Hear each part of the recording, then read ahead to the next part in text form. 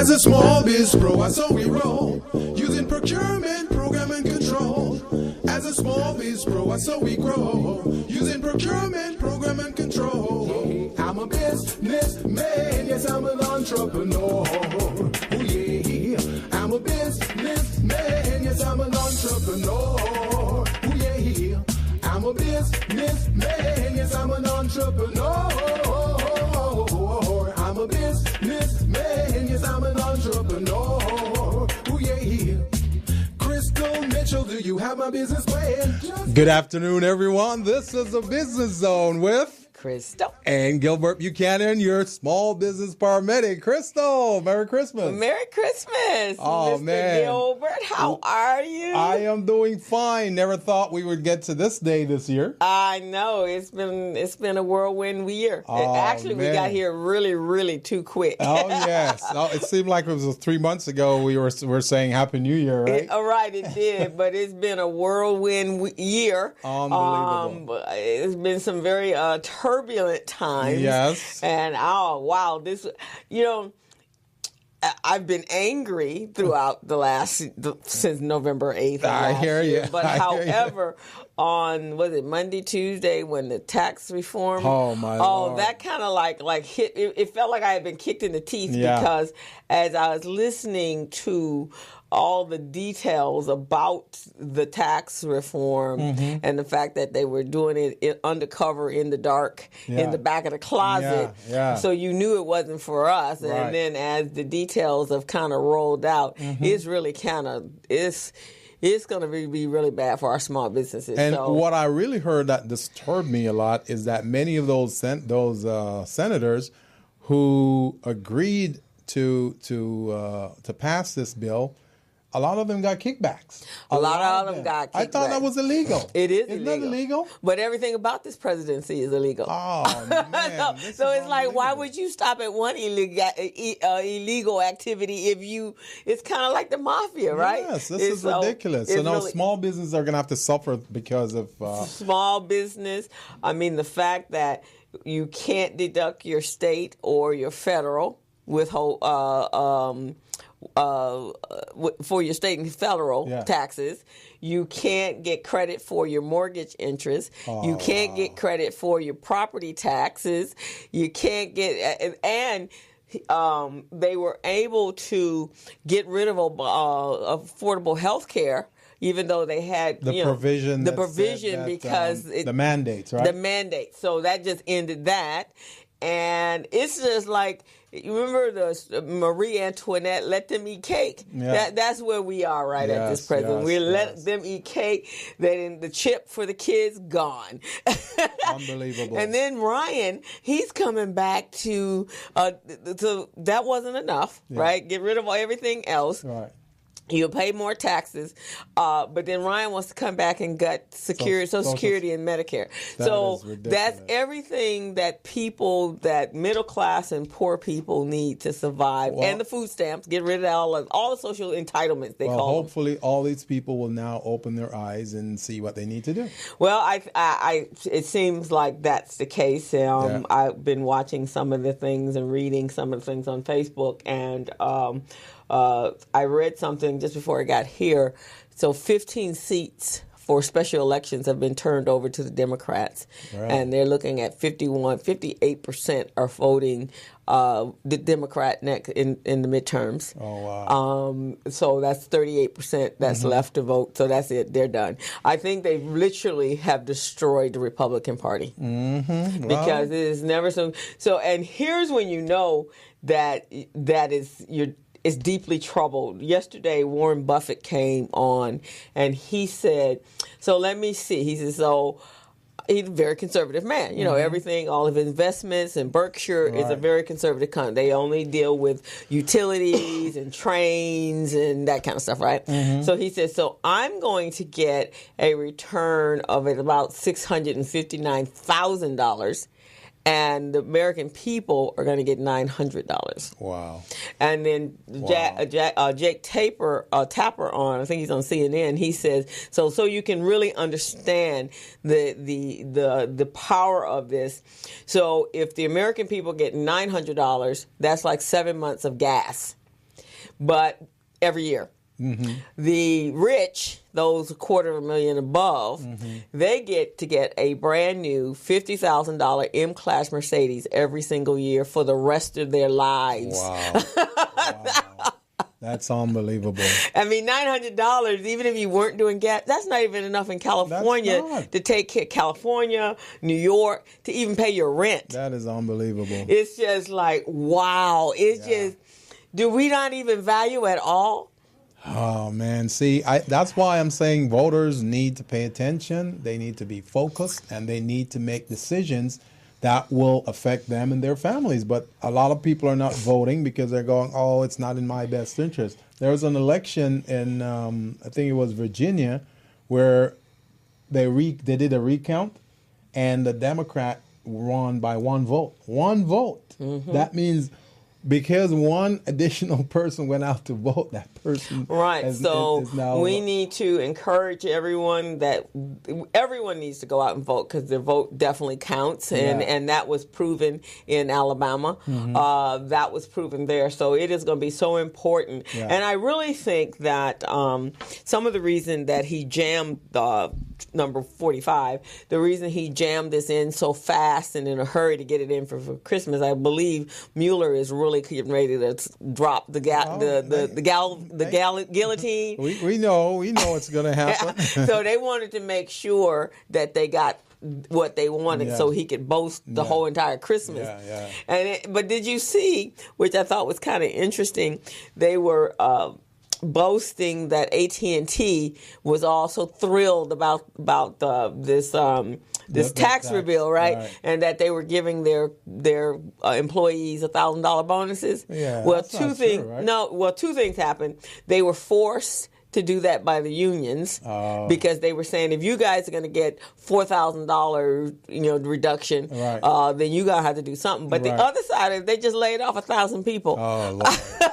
So really, that was payout for severance pay, right? That was no bonus. Yeah, that's crazy. That's crazy. And so many other business owners, corporations, no, we ain't that. We have plenty of money. If we wanted to hire somebody, we would have hired them already. And see, that is why I keep saying this over and over. For small businesses, do not rely on other sources to put food on your table. You got to put your own food on your table. You got to create your own opportunities. You got to do what you need to do to make this thing happen. And as it is right now, they're showing us that we need to be vigilant. We need to go out and we need to create our own opportunities. Right. We cannot no longer still sit in thinking that there are other people taking care of us for us. I mean, I don't care what nationality, what color. If you got purple stripes, it does not matter. It's really we're in a class war. Exactly. That's what we're in. So it's the rich against the poor, and and your ethnicity really has nothing to do with it. There is a core of people that are out there that are, that's just part of who they are, the racism and so forth. But really, we're talking the rich against the poor. And when you look in other countries, China and Korea and any other third world countries, the disparity between the rich and the poor is you got people, starving in the streets, and then you have them living in very opulent palaces. And I assume that's what the Republicans their goal was, or at least let me put it this way, it's Putin's goal. Yeah. You're right. Putin's goal.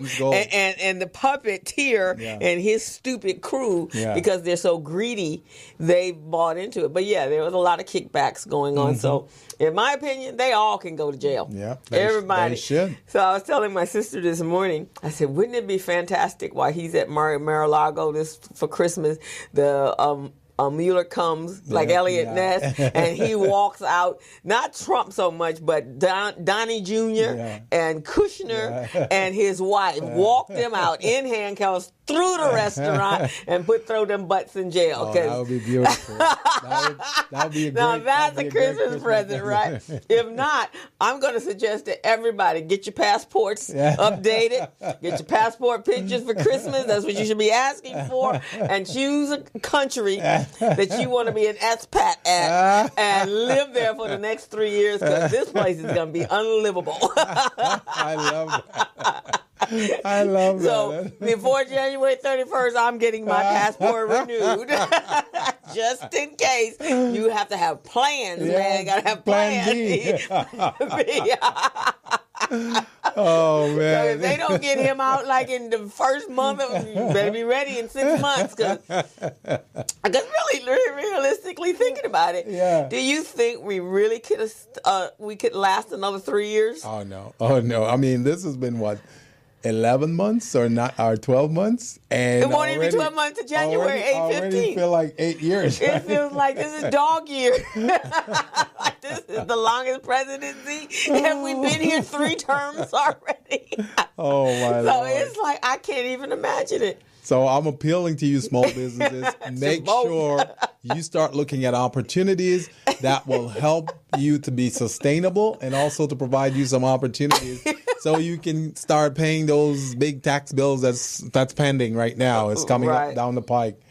It's unbelievable. Contracting opportunities, there's a lot of them. Let's get you business ready, contract ready, and bank loan ready so you can go out and get these opportunities. Oh yeah, for sure. And it's interesting the way it happened because if you knew this was going to happen, right? Because one of the things that they've been talking about is doubling up on your payroll, on your property taxes, which for some people that's utterly crazy. impossible. That's crazy. So, in here in California, Yeah, that's crazy. that could be what property taxes. It could be a couple $1,000. Well, already they increased the taxes, the property taxes, right? So what you're paying right now is not what it was last year. You're paying a lot more now. So then if you're going to double up on that, we're talking for some families, we're talking at least 10 grand right there. Right, exactly. So you didn't have enough time. Yeah. If you were going to do that, if you knew that was going to be the case, say in February, then you could have known by the time, right? You could have split it up through the year and doubled that. But no, you got 1 week before the 31st, and then your mortgage. If you pay up your mortgage, you could pay maybe if you had you've been adding on to your mortgage all throughout the year. Yeah. But he gave you. I mean, this week gives you absolutely with Christmas. So you really got 4 days before the 31st. You can't even move money out the country. You can't even go offshore. We cannot move it out, but the other guys can. Well, they already are in place. Oh, yeah. They already been operating like that. So we are going to have, I believe she's calling in today, and if not, we're definitely going to have her January 1st, Cosette White. She was on our show earlier this year, and so she's going to come, and we're going to dedicate the whole show to tax reform. So she's going to demystify this whole tax reform and tell bill. us what we need to do and how we need we need to know about it. Right, how to strategize for it. And also, I talked to our partners at the Urban League, and we're going to have probably at the end of the month of January, we're going to have a whole seminar, like a 4-hour seminar on taxes on a Saturday. Very good. And then bring in all of our tax professionals and experts. So we should have, and then throughout January, we're going to dedicate our month of January. So Cosette's going to do small business, and then we'll find someone that does corporate taxes, someone that's the legalities of our taxes, and then payroll and our benefits, because the withholdings are changing as well for employees. Wow. They're going up. That is unbelievable. So you're going to take home. I don't know how they think we're going to bring in more money when you're going to take out more money. Yeah, see, I kind of have an idea what's going to happen over the next 3 months, but I'm not saying anything yet. I'm just watching. I'm observing. Because we're going to see something is really drastically going to happen. It's going to have to. Now, let me ask this. So you and I, this is our space, small business. So we're always talking to our small business owners on being able to maintain your customer base, right? Customer retention is big on increasing the revenues in your business, right?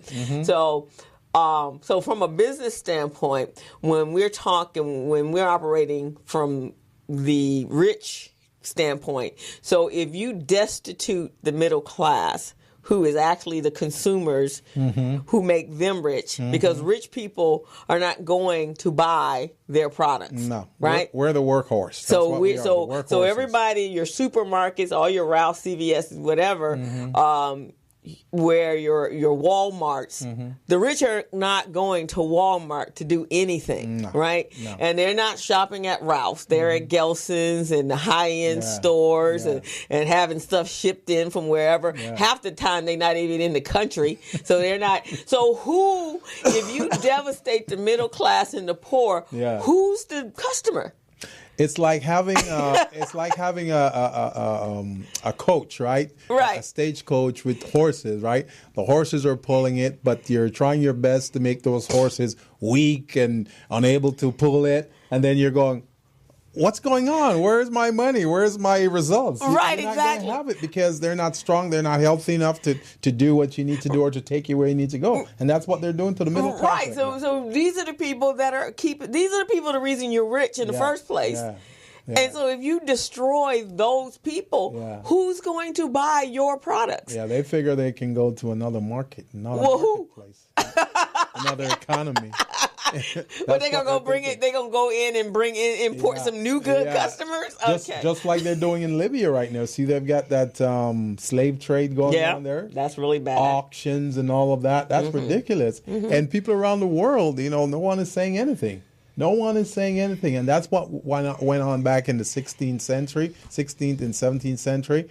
And then it got out of control because this thing, the whole slave trade thing officially started in about 1650. Yeah. 1655 is when it became official. Right. And then, by the 1865 is when they decide they're going to do that abolition things where they're going to abolish it. So over 200 years. Right. That thing was going on for. Right. But again, when people outside of us think about slavery, we only think of here in America. Yeah. We're not looking at the Caribbean islands that didn't exist there where you came from, Jamaica. Happened. It never happened. They never look at how Britain invaded India. And in fact, this week I was watching a movie on Netflix. I really love international movies, and I like them for a reason because you get to see stuff outside of where stuff really happens. You see the real deal. Right. So, and this movie was about India when they partitioned India and Pakistan, which is very much like Jerusalem. I mean, like Israel and Palestinians, right? So, at the end of the movie, here they're trying. The viceroy is leaving India. Now they didn't conquer India and put all of them to work for them. Yeah. And then, okay, we have to leave. Well, then there was a secret dossier that was there.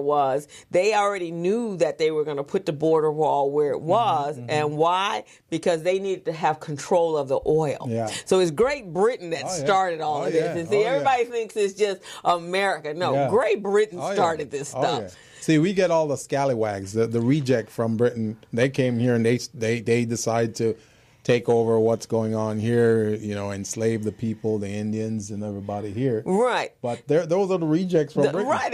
And Britain, and everybody wonders why it's such a melting pot as far as the number of diversities in England and how you can leave from Jamaica and go there and not have to have a visa. Well, that's because they were the owners of all of those. So that's why you have the French and all the islanders, and then French, you have Portuguese, you have Senegal and Senegalese from Africa, and because they invaded all of those territories that's really what happened. and became the ruler of them. So therefore, making them British citizens. So that's why there's so many ethnicities in England. And I think they're positioning themselves to do that again in Libya right now. Because there's oil and uranium. That's why they're there. Anytime they've already raped Africa of all of its natural resources. And so anytime there's an invasion, even here, when Trump is taking the sanction off of the national parks, is because they're going to drill. They're going to drill for uranium. Yeah, we know that. So they're just so greedy. They can't claim it's coal, but we know it's not coal. No, it's not. So small business owners, this means that because we are in a class war, this means that you being in a position to elevate your business so that you can hire people is going to be mandatory. Yeah. So, and and finding and being creative on finding funds and monies, but really creating very disruptive businesses that will generate that by itself, right? But of course, we're where we are. Like if we wipe out the middle class, how the heck does that happen, right? Yes, and small business, we need to be knowledgeable. We need to understand the system, understand the process, and do our part to be sustainable. We know that doing these transactional business is not enough to keep us going. No. So we're going to have to start looking at those contracts, those procurement opportunities. It's out there, whether it's federal, state, or county. We got to go out there and get those in order to sustain your own businesses. But in order to do that, you got to be certified. You got to be certified. Make sure you guys are certified. You don't know how to be certified, you call Crystal or I, and we can walk you guys through that process. Yeah, we really gotta step up the game plan, the game plan in order to create more sustainable businesses. And our goal, Crystal, for 2018 is for the first quarter. What we want to do is we want to certify 100 small businesses so they can start getting at least $50,000 contracts. That's our goal for the first quarter of 2018. 100 business, certifying 100 small businesses. So if you guys are out there and not certified and you want to be counted in that 100, you give us a call. We'll get you included. And so we can prepare you to go after those $50,000 contract, at least $50,000. So you can start elevating yourself and being sustainable. Yeah, I think you're absolutely right, and having a plan. So even though we're in the holiday season, everyone should really be thinking, what does my 2018 look like? And then not just planning for 1 year ahead. You need to really be looking at planning for the next 3 years and what that possibly looks for your businesses, and embracing those your financial structure, wherever there's a weak spot in your business, really understanding how you can strengthen that business. That's right. And I think the focus is, because we have to galvanize to not just one level, probably about 5 levels up, really should be identifying other businesses that you can collaborate and work together and team up with and create, partnerships in a sense, so that you can do different things and tap into every talent, skill, and resource that you have. Oh, for sure. And that's what it's going to take. That's what it's really going to take. So again, we're saying this, and we've been saying this week after week. We're not just saying this just because we like to talk.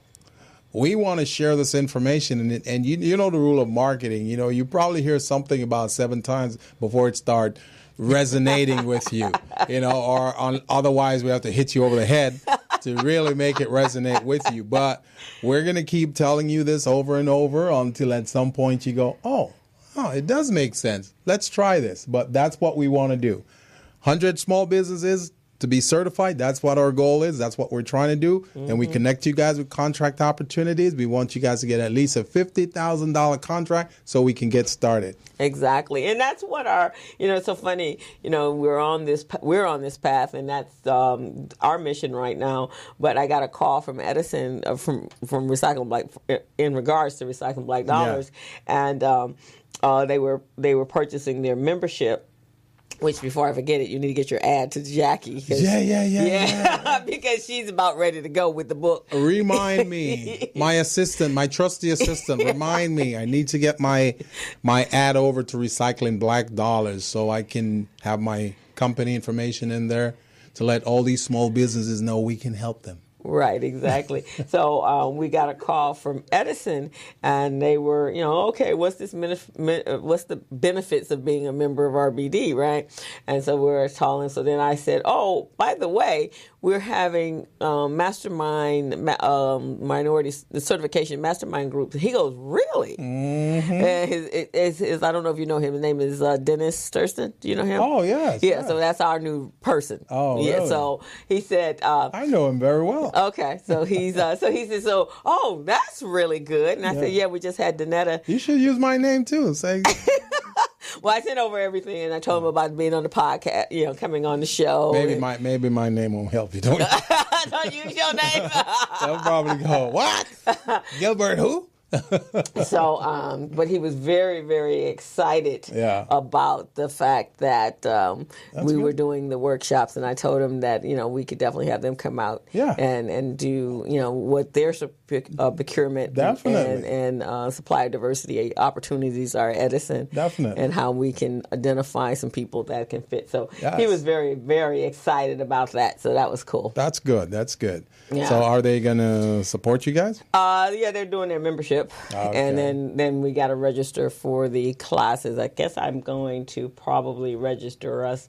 I think I had 4 before, so I'm going to look at probably maybe 6. Sounds good. And in different areas, and maybe probably have a number of them. Because last time I did networking, because I knew that wasn't, since we all have to do them, I knew that that's an area that is not taking place in our community. Right. Was it helpful the last time you did it? Oh, yeah. There are still people that are still good. And they raved about you. Oh, thank you. Thank you, my peeps. So they were raving about you. They raved about Renee. And we have to get Renee on the show, Coda. Yeah, definitely. Renee Coda. And then they raved about what was the last young lady? She rides to Harley. I know Francine. Is it Francine? I don't know her name, but I know who you're talking about. Yeah, so they raved about the 2 of them. So we had 4 classes last year. So they were very excellent. Yeah. So they, and in fact, Tahaji that was here with her book. Yeah. She's using that. Oh, good. Which you talked about in developing relationships in order to develop her marketing plan for her new book coming out. Because remember, as she was talking about when she was on the show, she wasn't. She hadn't planned that far. Like most authors, they can't wait to get the book published, and then it's like, okay, now what? Yeah, exactly. Oh, wait, there's some real parts now. It's like getting certification. It's like, okay, now I got certification. Then what? Right. It's like, what's the next? They didn't plan beyond that. So. Yeah, didn't plan beyond that. So. They've been using it, and Ardina Brooks, she was very thrilled. She's been utilizing it to grow her business. I like that. So that's what we want. The feedback has been really, really good. Great. Yeah. So we're going to try to, and as you know, when I teach classes, I generally try to go the extra mile. So I give them more than they actually need. Right. So not only are we going to do this? We've got the KYP, knowing your personnel exercise. Mm-hmm. Not only will we have that again, but we'll also have some other features and some other stuff that these small business can benefit from. So I'm anxious. I'm ready with to all go. the information and all the workshops and stuff that we're doing, and there's a number of people. I think this Saturday there's someone over at the Urban League doing on pricing strategies on their business, and she just put a call out for all of us that are presenters. She's looking for presenters so that there's a workshop every month on different topics and areas. So very good. But again, I love the fact that we're finally getting it in our head that we have to collaborate together to create a bit. So for me, that's phenomenal, because that has been a problem in our community or in our business community is not being able to work together to make things work. So since we're at the bottom of the hour right now, we're going to go ahead and take a quick break, Crystal, and then we're going to come back and start covering some of our theme for the show today. Exactly. And I need to see what happened to, we actually have a guest today, so let me find out where our guest is when we go on break. Okay, sounds like a plan. So you're on the Business Zone with Crystal and Gilbert Buchanan, your small business paramedic, and take a break. All right. Hello, meet Larry. Larry is a general contractor. Larry is very good at his craft, but Larry has a very tough time managing his paperwork because he is busy taking care of his clients' needs. Larry just cannot find his important business documents when needed. Larry is also being passed over for bid opportunities from prime contractors because he is perceived as not ready. He doesn't know where his business license, certifications, insurance, and other key corporate documents are located most of the time. Lucy owns an auto body and collision repair shop and has been using a business management and procurement assistance program called Small Biz Pro to keep her business organized, business ready, contract ready, and bank loan ready. Small Biz Pro is a 3-in-1 cloud-based business management, procurement, and market research assistance system designed to help businesses become business ready, contract ready, and bank loan ready. It also provides back-office operation solutions for small businesses. Lucy is able to stay ahead of her competitors because she uses Small Biz Pro to manage her business daily. Lucy just clicks on Small Biz Pro from her tablet, mobile phone, laptop, or any internet-accessible device for data retrieval, and she's got it. Lucy introduces Larry to Small Biz Pro, and now Larry is more organized and can now find all of his documents and new bid opportunities in seconds. Larry now saves $120 in labor costs for each missing or misplaced document. Just simply go to your web browser and log into smallbizpro.net and register today for a limited 30-day free trial offer. Services start as low as $1 per day. Let's put the competition out of business. Small Biz Pro. If you stay ready, you don't need to get ready. Register now at smallbizpro.net and begin saving money. Email info@smallbizpro.net or call 626-533-1186.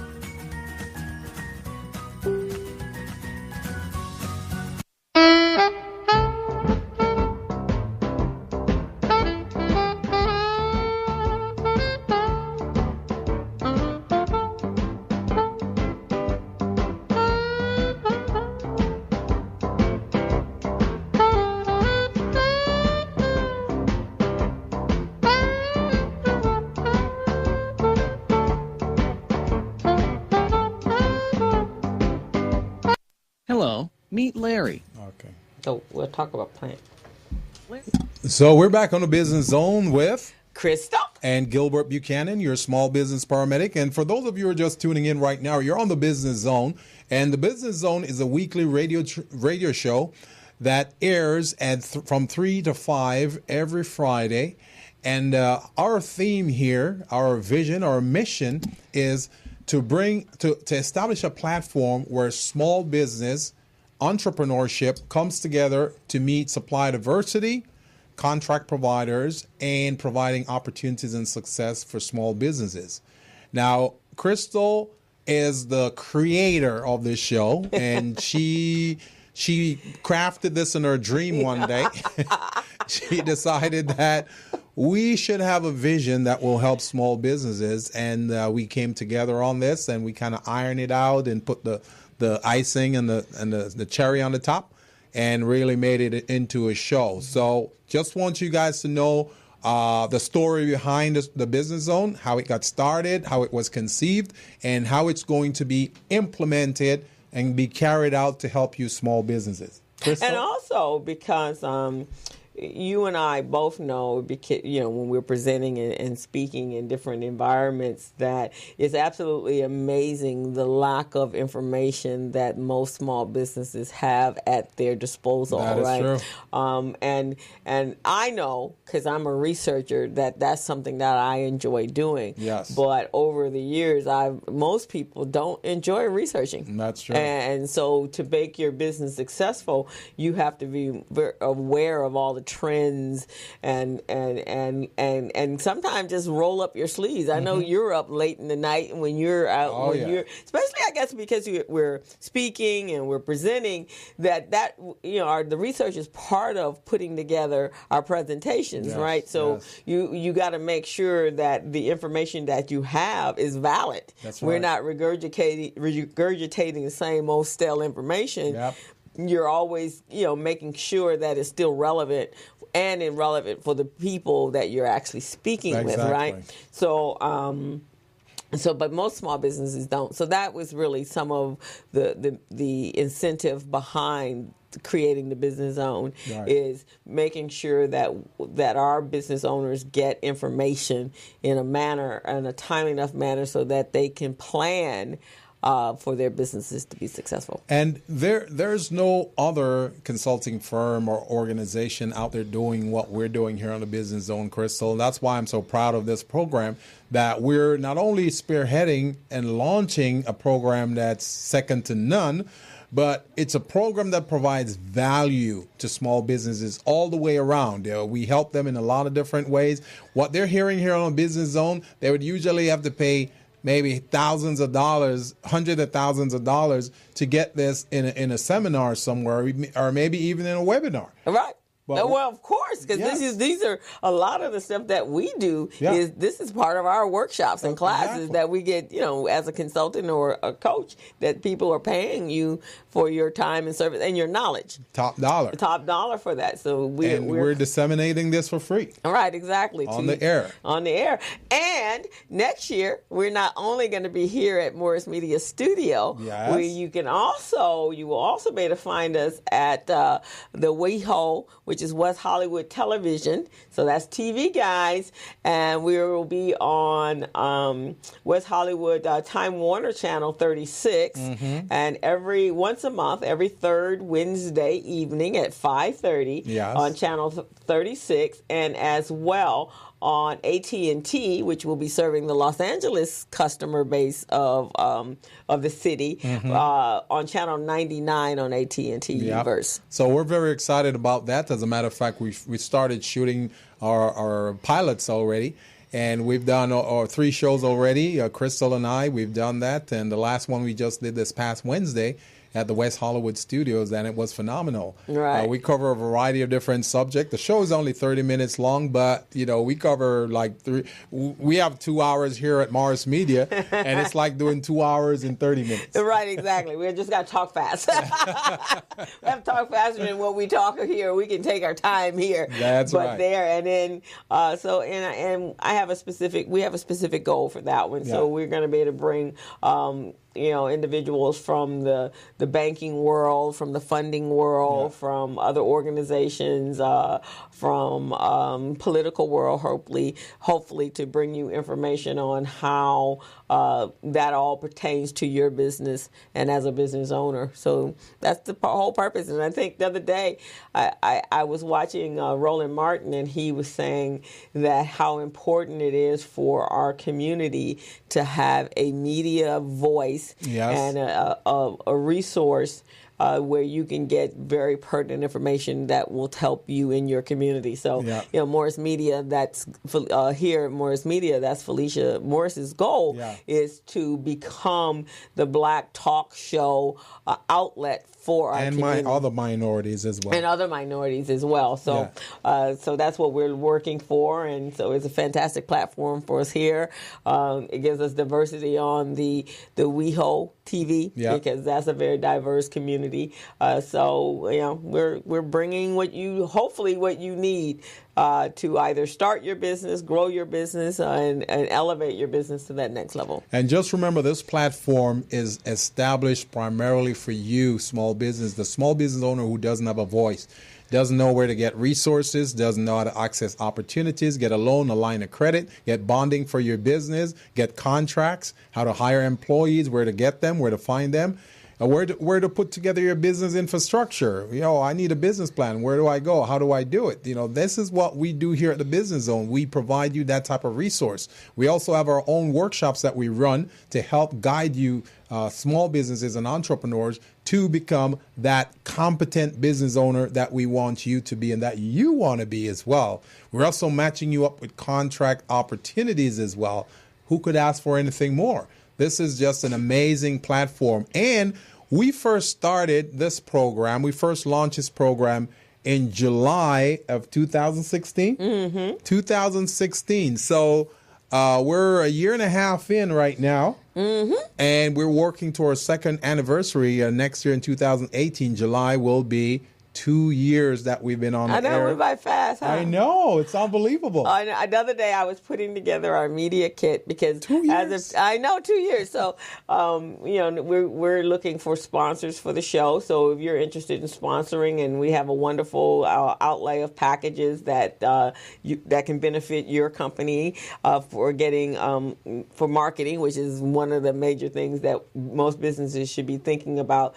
But I was putting together the list of all of the people we have guests that we've had. So can you take a guess how many guests we've had in this year and a half? Let me guess. So I know we've done like show 82 or so. So some of those have been co-hosted by just us two, and then others we've had guests on. So I'm going to say probably 59. Yeah, very close. 57. Oh, 57. All right.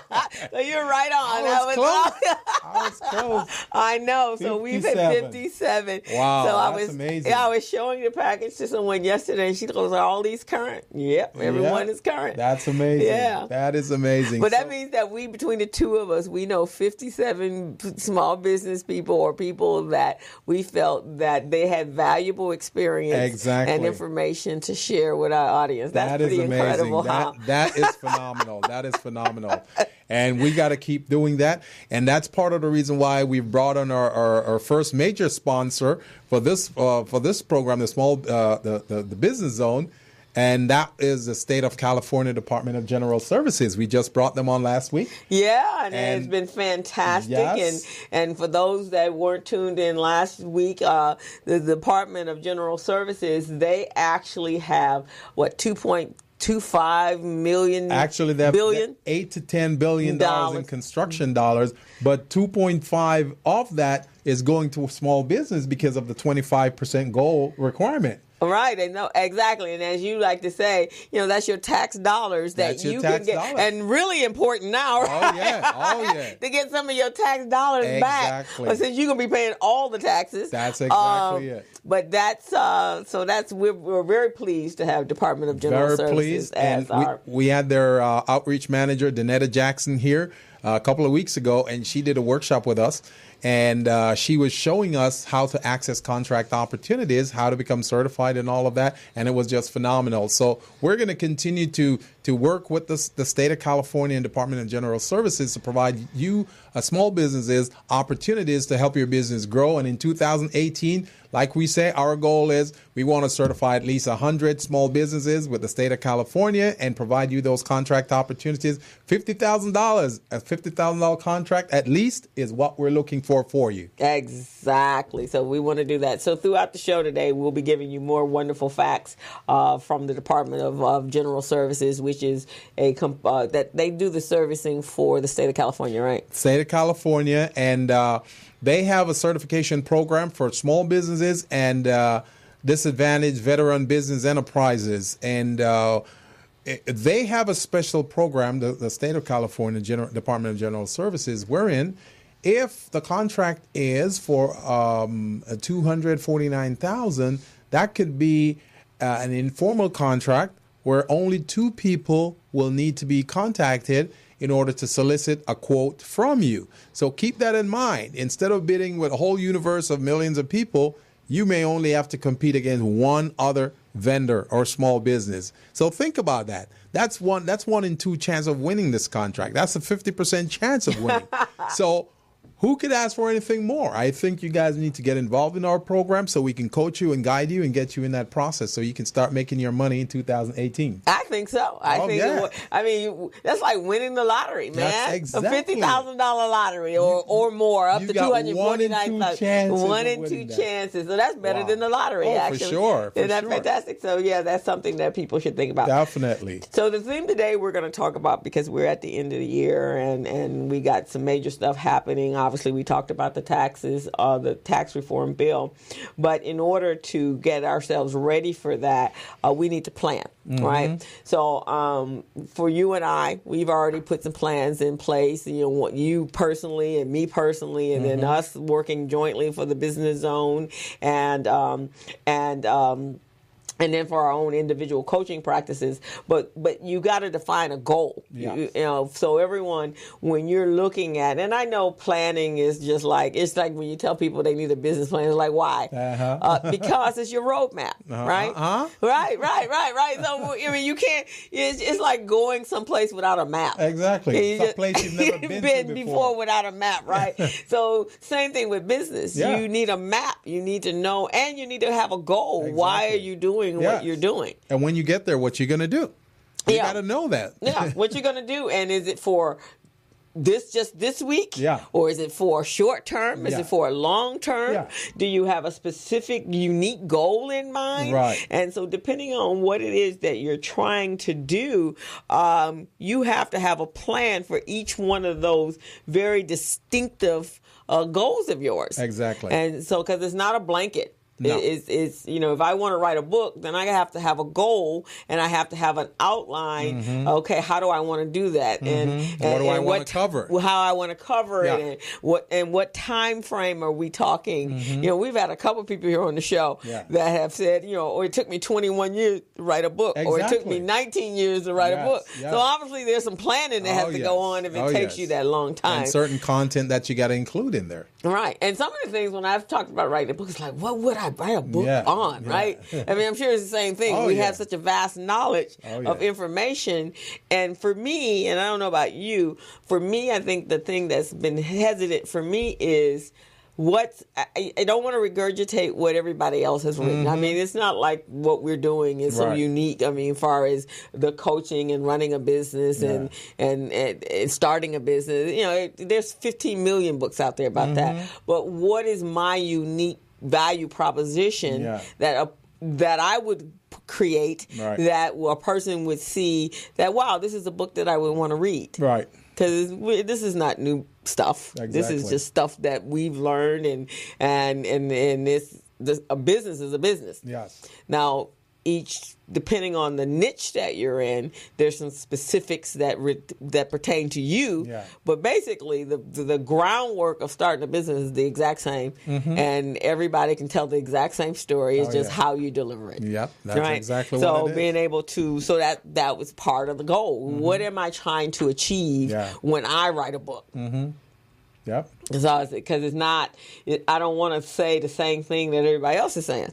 You gotta put some value. Everything you do is all about the value proposition, because when you speak, you're trying to solicit an audience. You want that audience to listen to what you're saying. So therefore, whatever you're disseminating should have some level of value to the listener.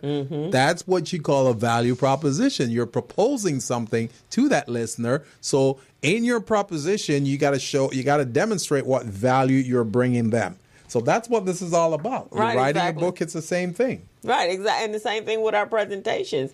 And it's so funny. So last year when we did, we had 4 different workshops on networking. Yes. And we had 4 different presenters. Yes. And I noticed that not one of the 4 covered the same information. That's true. That is true. That's phenomenal. Yeah, it did not overlap any of the information. So, but the same, it was the same topic. Same topic. Just different levels of that topic, but none of you actually, and you haven't been in all of their classes, and they haven't been in your classes. Exactly. But again, your delivery and the reception from RBD's members was different from everybody else's, and the same thing with the other people because they resonated and heard what they needed to hear. Right. So each person has to bring their own level of value proposition to the table, to the audience, the listening audience, and try to see how you can help them, how you can elevate them, how you can take them to the next level. And that's what this is all about. I mean, on this show, that's what Crystal and we try to do.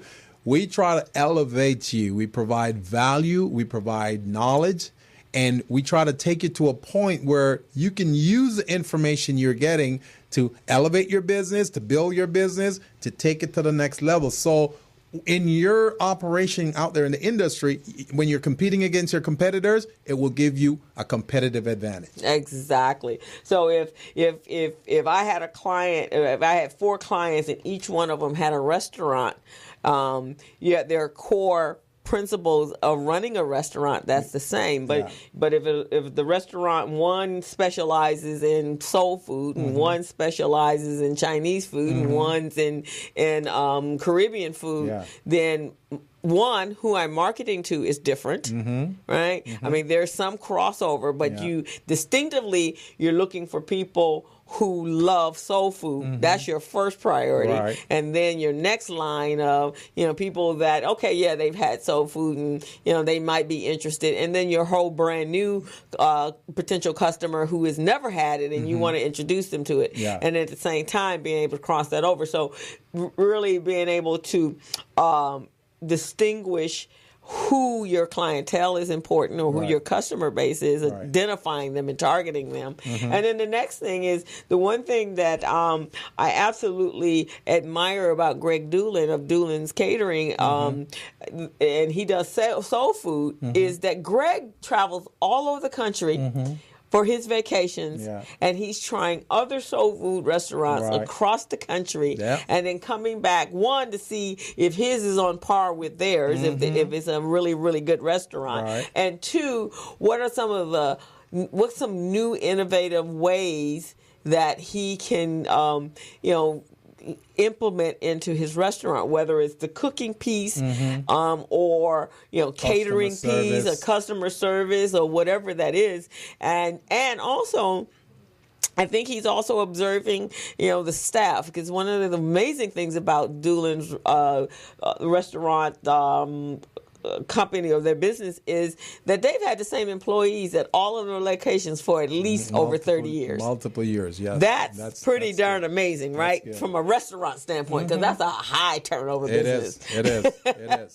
And that's why it is so amazing when you as a business owner, first of all, who your competitors are, and what they're doing, when they're doing it, how they're doing it, so you can compare your operation to theirs and see whether or not yours is superior or not, whether you're on par, whether yours is trending like the others out there in the industry and in the marketplace. So you got to know what your competitors are doing at all time. At all time. And then because you started out one way doing business, that doesn't necessarily mean that's the same way you continue business forever and a day. No. Right? My business started out one way and it evolved to it evolved to here. Right? And that wasn't originally on my plan, but obviously, I had done my homework that, one, you and I can run a show and not even have an agenda for that day.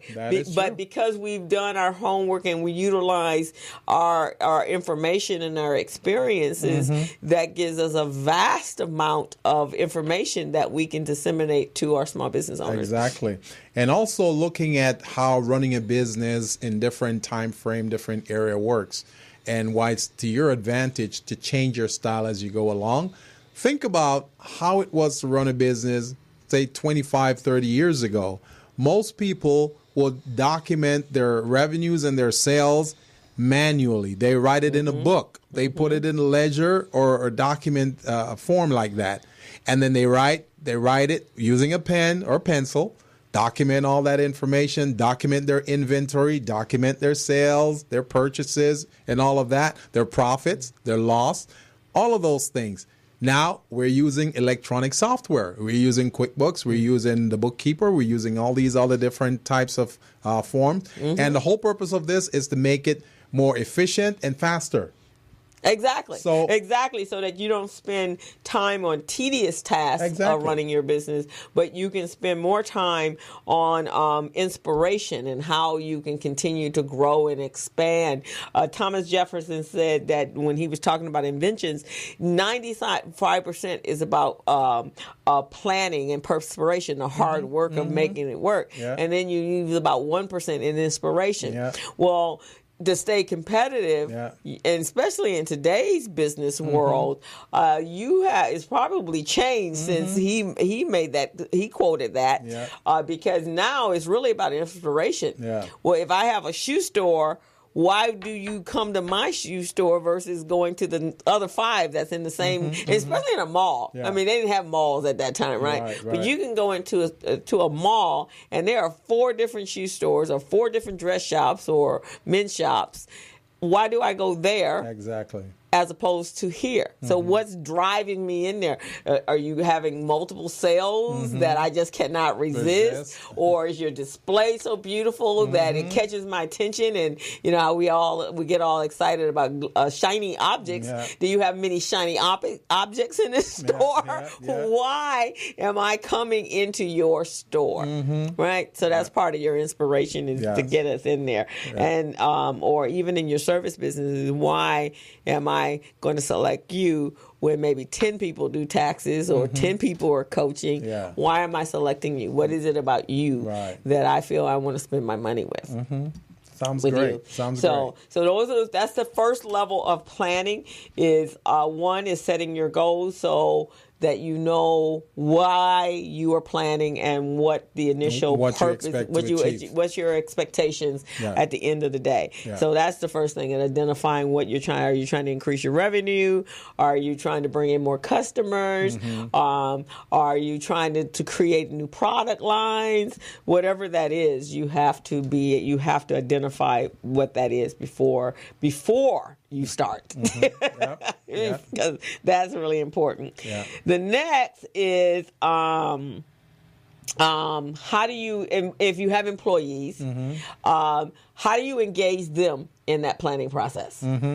Yep. Because one of the things that my girlfriend is in HR, and one of the things she always complained, she was the HR director at Continental Airlines, and then they closed down their Los Angeles operation and they relocated to Houston. Well, she couldn't relocate. So in these last, I want to say actually since the recession, because she was before. So in the last 11 years, trying to find that right company where she wants to be has been challenging.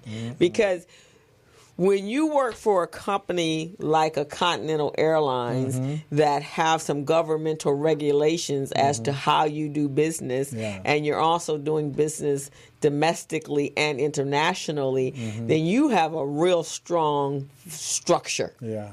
Right? Yeah. And the goal and the mission, you're always on point with where the company is going, and the leadership hopefully is guiding everybody. But when you go to work for independent companies, that is not the case. That's a totally different ballgame right there.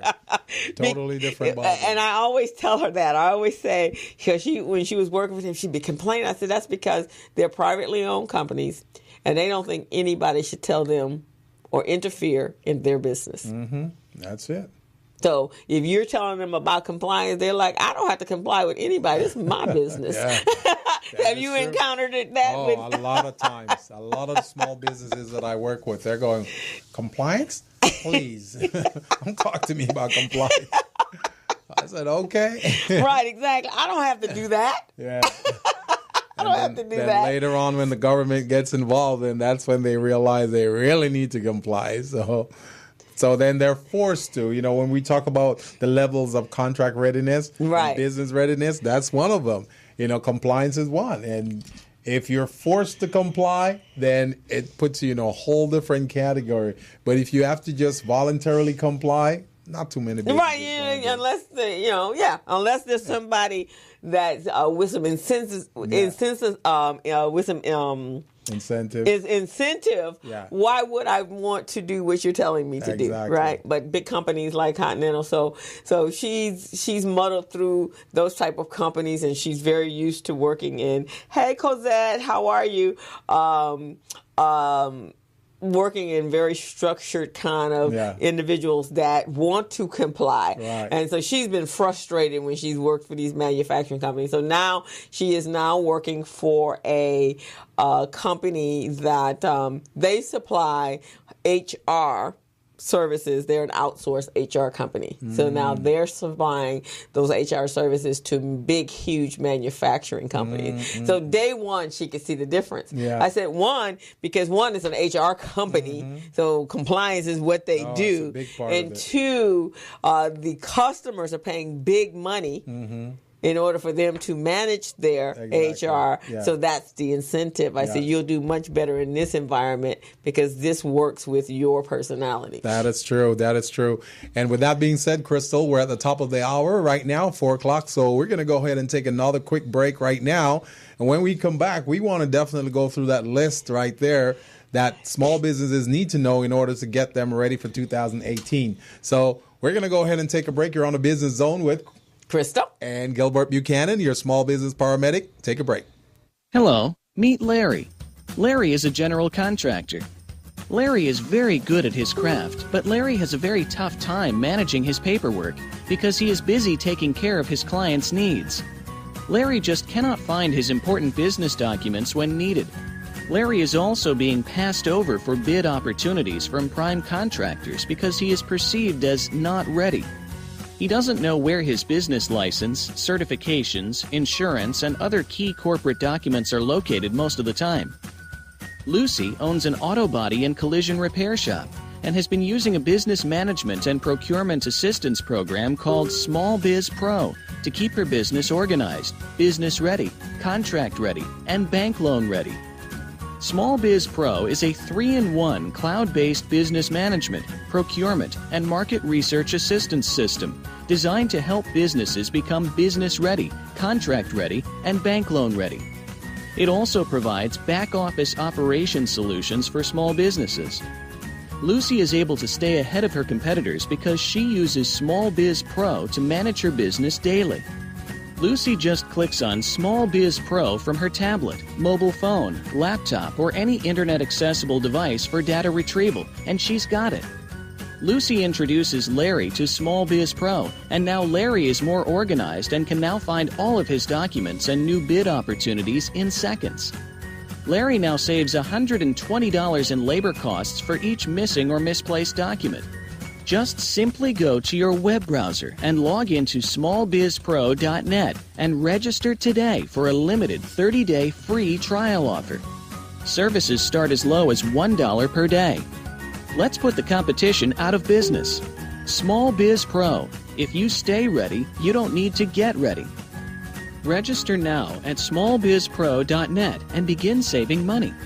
Email info@smallbizpro.net or call 626-533-1186.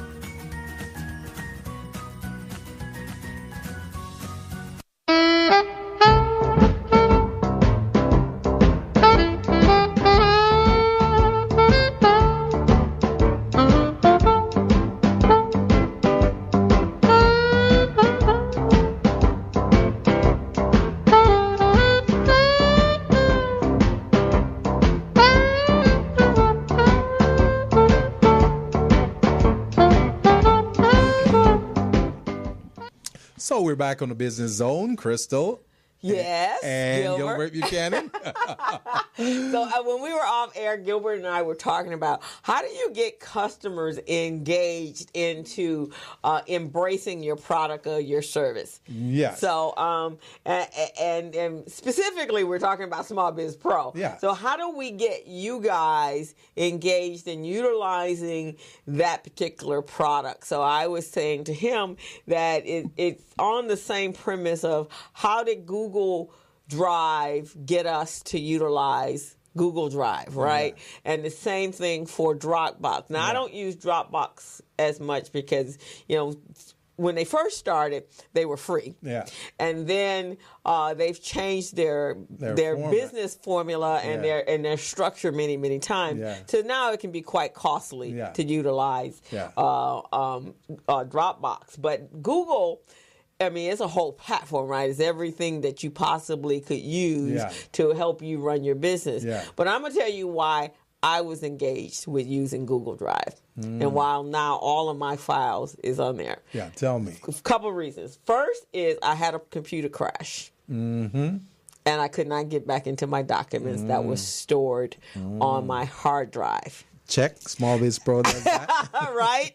So that was the first thing. Uh-huh. The second time was because how many people really truly do back up their computers? Not too many people. Right. And how many people? And in early days, and for us as independents, is not as imperative as if you were working for a company. Because I remember when computers were first introduced before Google Drive, before the all that sort of stuff, when we were on the green DOS computer, and you'd be typing away, doing your on Word or WordPerfect or whatever the program we were using, and then you lose that document. And then your boss, of course, is like, "Where's the document I told you to type?" So now working on it for 2 hours. Oh, right, and it's gone, right? Yeah. So that was early days. Then as we came along, but we're still not, unless you have an external drive connected where it's actually saving. But what happens when that dies? And I've had that happen a couple times. And then I have like 3 laptops because I burn them out fast. I have 3 laptops that there's documents on all of those that I actually need. Yeah. And I'll go like, where's that document? I'm looking, and I'm really organized with my computer. And I'm like, where is that? Oh, wow, it's on that computer were over there, that the motherboard went out, and I didn't get it fixed. I just went out and bought another one. So Small Biz Pro, check. check. So after that, it's like, okay, I have to have a system that I can store everything, and no matter where I'm going, I can always access it. So when I start teaching at Mount SAC, so did I just carry? Oh, and then this was the next evolution. Evolution was the flash drive. Well, how many flash drives have you left all over the city? A lot. Right. Sometimes I don't even know where I left them.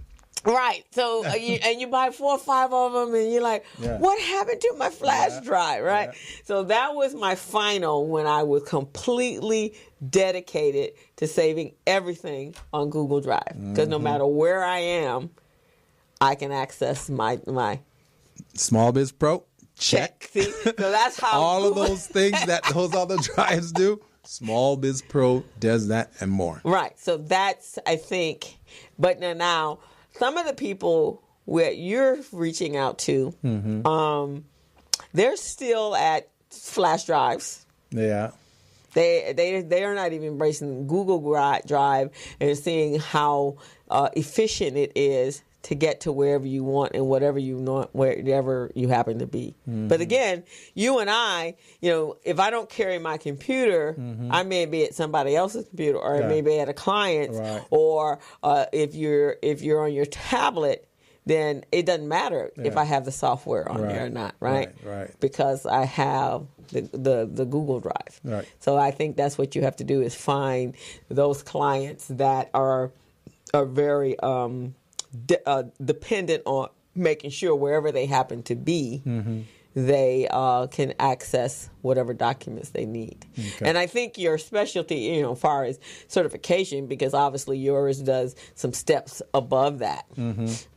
So the research piece. And all the key documents that they need for their certification is right there in the Small Biz Pro. Right. And the way we have it structured, their business is structured into 4 business categories. So when you upload a file or a document, you should be able to find it because it's in one of those 4 categories. You don't have to go looking, oh my Lord, where did I put it?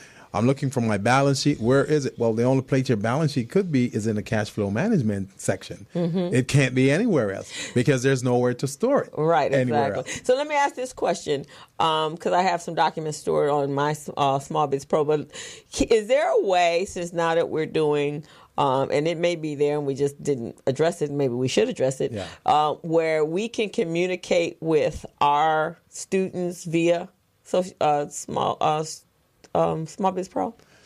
So we could send them documents. We could do that. They can log in. We can log into their account if they give us the permission. As far as like an email oh yes, we do have that component now. We've got the email component now. So we can send them information. They can send information too. So they can use it as their So regular that's how email. we can get them connecting for our classes. Because one of the things that I used to use with my classes, my business plan classes, and the mastermind group that that we had when we were at Rhonda, was I used a program called Basecamp. So I wouldn't have to individually connect with all of them, and they could communicate with each other as well. Then everybody was signed into Basecamp, and so now if we talked about a certain a document or something in class, and they didn't take notes, then I will upload the presentation there, and then you can go in and review it over the weekend, and then anybody else who's interested in it as well. And with Basecamp, you could put it in categories. So if it was on compliance, if it was on what have you. So throughout the 4-week or the 6-week class time or the time period, that's where they went to get information. I didn't send out individual emails. I like that.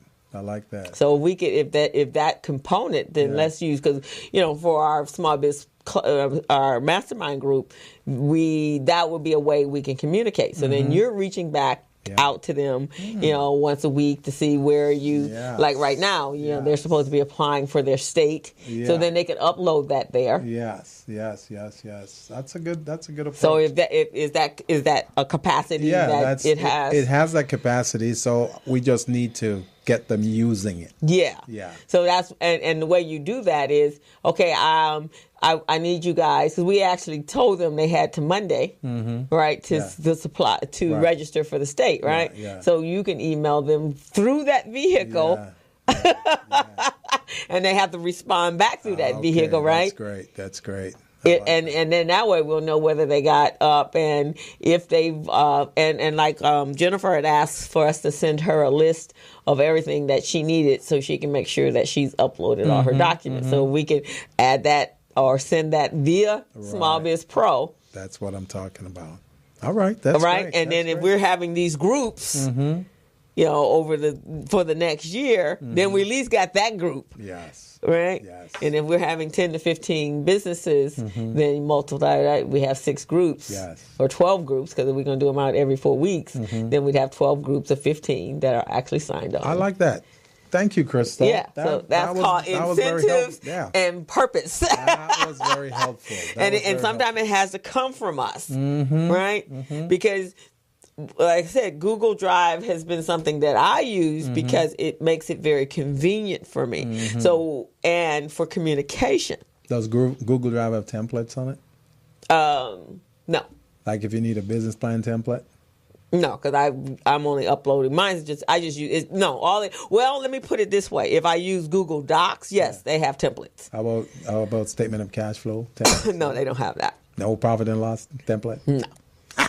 Yeah. Small Biz Pro does. I love that. Does, but no, yeah. I love that. But that's what I mean. So, but I utilize, because I operate from the Google platform. Yeah. So my Gmail and everything, and actually the extensions that I use when I gave out all those tips that I use and products that I used last week, they all actually have come from the extensions of our Gmail account. So the newsletter that I use, instead of Constant Contact, I use something called Flash Issue because it completely integrates with Gmail.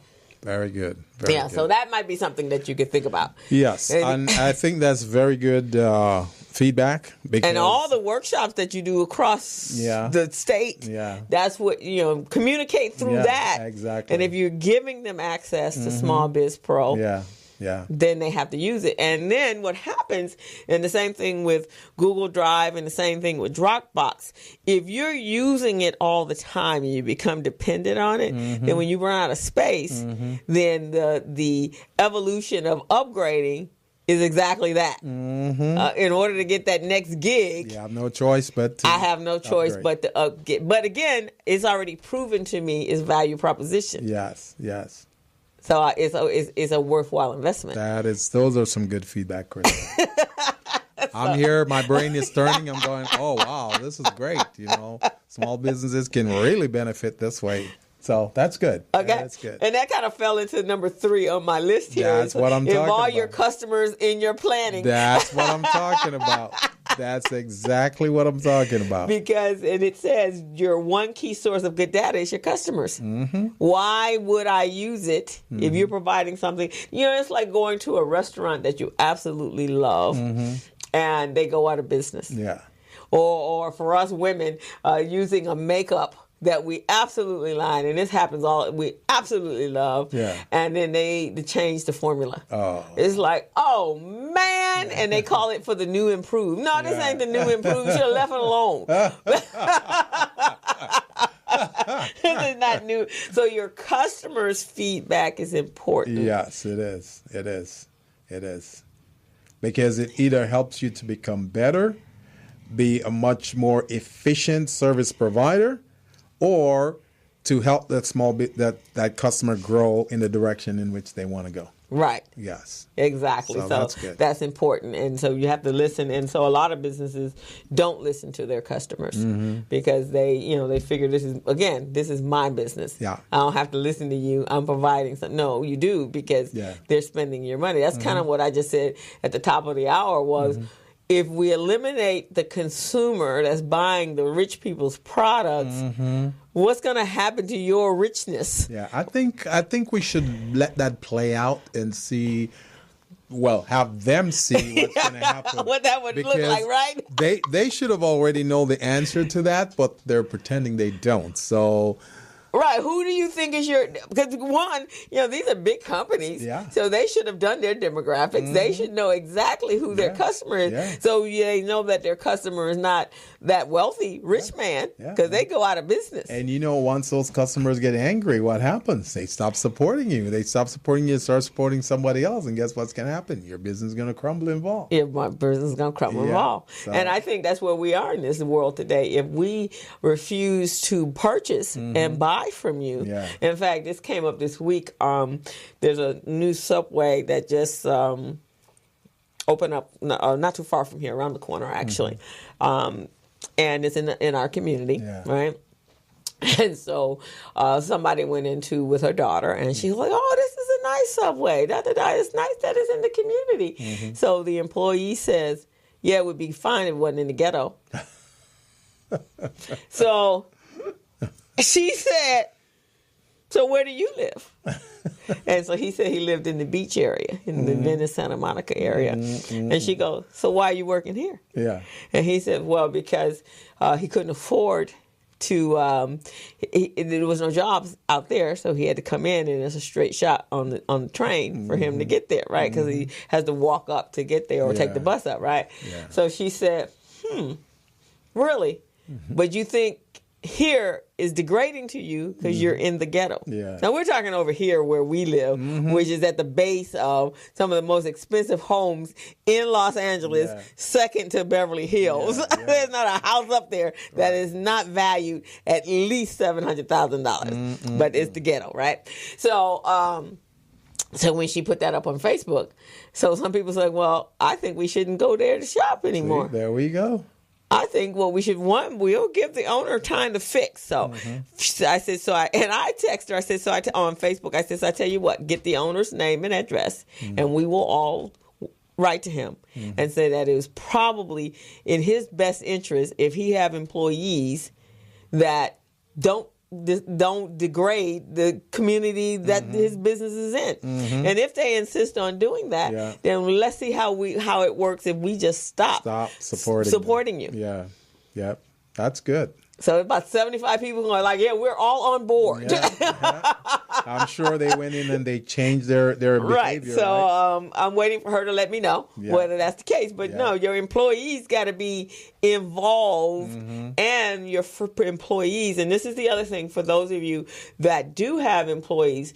Your employees, especially your frontline employees, they are an ambassador of your company. That's true.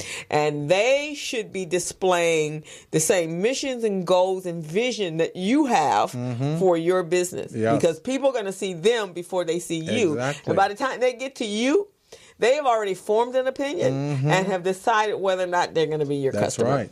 And then once the mission and vision of the employees are different than management, then it's going to be a totally catastrophe. It's going to be a total catastrophe for the company. Because people are going to go, what are these guys about? Well, I thought they were doing this over here. Now, why are they doing this over here? Right. And then you're going to start to see that exodus of people moving away from Right, it. because your employees have not, so they have to be very much aware of what when you start doing your planning, you have to involve your employees in that, because they're the ones that are going to be executing those services and or selling your products. And if they're not on the same line, in the same lane that you're in, then it's going to be a problem for you to execute those new goals and plans into your business. Exactly. So that's very, very important for those. Right. And employees is a whole nother ball game. It's one thing when you're just when you wear all the hats, but when somebody is being that ambassador for your company, then you have to have communication with them and get them involved. And on the same note, they also can be very valuable to whether or not the product or the services you're executing is in line with the demographics that you're marketing to, because they're the front line, right? So they're hearing the comments, and so you should be able to respect and encourage them to have feedback to make sure that you are targeting the right customer base for your business. And I think that adds to your next point, Crystal, in this planning, the whole planning process. We talked a little bit about SWOT analysis. This is really a big and key component to that whole aspect there. Because for those of you who don't know what a SWOT analysis is an analytical system or a tool that is used by an individual or an organization to examine the strengths, weaknesses, and opportunities and threats within your organization. Now, if you're looking at strengths, you want to look at what are the things that make my company strong or make my employees strong. Weaknesses, what weaknesses that can really hurt us. That's what you want to look at. And then opportunities, what opportunities exist in the marketplace, in the community, within the skills that we provide, within the products and services that we offer, by any new law, federal law that may be coming out, state law, county laws. What opportunities are out there? Can we form a strategic partnership with another group, another organization? Can we get some opportunities out of that? And threats. What threats exist out there? So these are the 4 parts that many of you small businesses should really look at. And you should look at this every day. When you have those employees who may say disparaging things about your product or your company that could affect you, then you want to, if you've done your SWOT analysis, then you would have had an idea whether or not those employees would contribute to your growth and development or they could hurt you. Right, exactly. And it also, they can help you decide where you should be taking your business. Because, your customers are usually very honest with you on what they like best about your company. Yes. I have, and I'm big on loyalty, right? So years ago, when I used to get my nails done, when I was getting my nails done, I had this one guy, and I absolutely loved him because he was so on top of the customer service, was phenomenal. He sent out texts to me for over 10 years, still does actually, wishing me Merry Christmas and Happy New Year, Happy Birthday, whatever was going on, happy whatever. So of course, that's taking a personal interest in me, right? So he became my guy. But then I was introduced to someone else, and I liked the way they did it as well. And they're also very personal and care quite a bit. And the price point is about the same. So because I'm loyal to both of them, so I alternate. 1 month I get done with him, and 1 month I get done with her, because I feel that I like both of them, but I don't want to abandon one for the other, because they're excellent. They both help you to achieve your objectives. My objectives, and both of them, the customer service is usually what really entices me to, and sensitizes me to be at a business in the first place. If you're giving me top level, first class customer service, you got me as a client and customer forever. Customer service is very important. It's very important. So when I do a SWOT analysis, I can't identify any weaknesses that would say, okay, I won't go to them anymore. I'll take all my business over here. So now I have to share my business with between the two of them, so they both get a little bit of me from both sides. But you're doing a great job, though. You're doing a great job in the things that you've done, the small businesses that you work with, the information you disseminate. So you're that exemplary leader that requires, they say when you do stuff, when you have people that follow you, they follow you because they believe in what you say, what you do, and they'll do it against their best intentions. They call that referent power. And not too many people have referent power. We've got people like Martin Luther King. He had referent power because people would follow him to the end of the earth. You've got other leaders in the society that had referent power. So that's not a power that's come by easily. And that's what you're exhibiting right here, right now, that the things that you do and say, it helps to inspire these businesses and these clients, and it makes them do the right thing. Yeah. I read something, and I don't even know whose quote it was, but it said that you know that you've achieved a certain level of success in your business, especially if you were a consultant or a coach, was when you go somewhere to speak and you don't have to introduce yourself. Right. They introduce you, or you walk. So that did happen to me one time. Someone introduced me, and it didn't have my bio or anything, and I went, wow. And then I was somewhere else at some event, and I went up to speak, and there was a lady. You had to come up. You know how sometimes you go someplace and then you're going to be one of the speakers. You're going to ask the question, right? Right. And so I walked up and I was standing along the side of the wall, and there was a lady sitting in a seat on the corner. She goes, "You're Crystal Mitchell, aren't you?" I went. Yeah. And I'm looking at her going, I've never seen this lady before. She goes, I've heard so much about you. I'm like, really? So when you come in, and I get that a lot when, I tell, when someone asks me about the business owner, and I'll say, oh yeah, Gilbert's my co-host, and they're like, oh yeah, he's phenomenal. So, because we're never in the same places. Yeah, that's true. Generally, I mean, now we tend to be more in the same places, but you have a different marketplace than I have, and a different, different groups that you work with. So when I go in my world and I say, oh yeah, Gilbert is fantastic. So there you go. We know we're achieving what we're achieving. And that's what it's supposed to be. We're supposed to do these things to help the people that we're supposed to help so they can feel helped.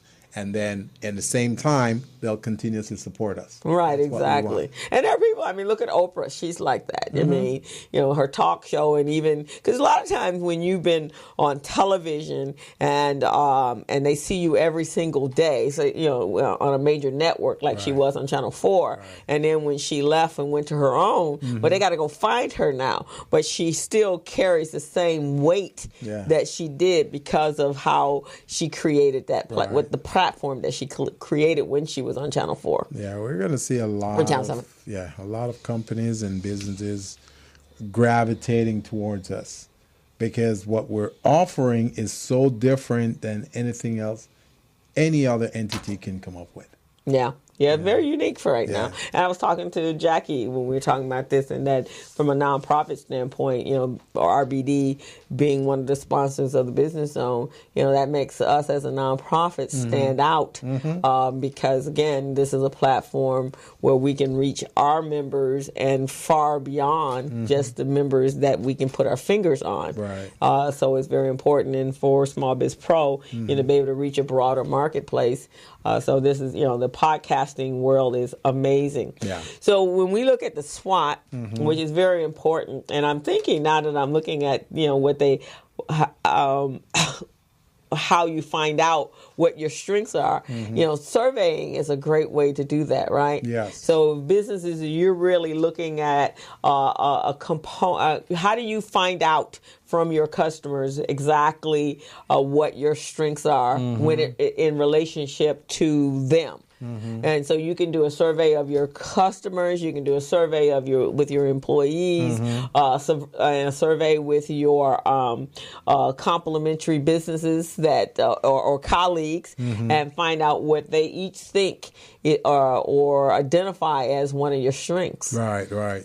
And that's definitely your weaknesses, because most of us are too vain to say, I got this weak area here, right? Yeah. Most of us will never say it. Most of us would never admit. What weakness? I don't have any weakness. And I know when you've taught this subject, and then you'll ask the participants, "What's your weakness?" Yeah, they're like, going, I don't have any. I don't know. They know them. Right. They know them. And one of the biggest weaknesses among small businesses, as we know, is the cash flow management piece. Yes. They don't do that part very well. So everybody knows that. Right, exactly. I mean, you're right. Exactly. It's common knowledge, but you not if you ask them. If you ask them, they're not going to tell you that. Yeah. But that's along that same question, and I've done this with when I was at Mount Sac. When at the end of the class, we'll kind of what questions you would be asked if you were being employed, and one of those questions is, "What do you consider your weakness?" And they're like, How do I answer that question? What if I say, yeah, well, this is my weakness, and they tell me, we don't want you to hire you, so you don't know how to answer that question. So it's the same thing in the small business world. Exactly. Your weakness doesn't necessarily mean that it's the end all or be all, and it will drive your customers away from you. What it will do is it helps you identify what that is and then to fix it.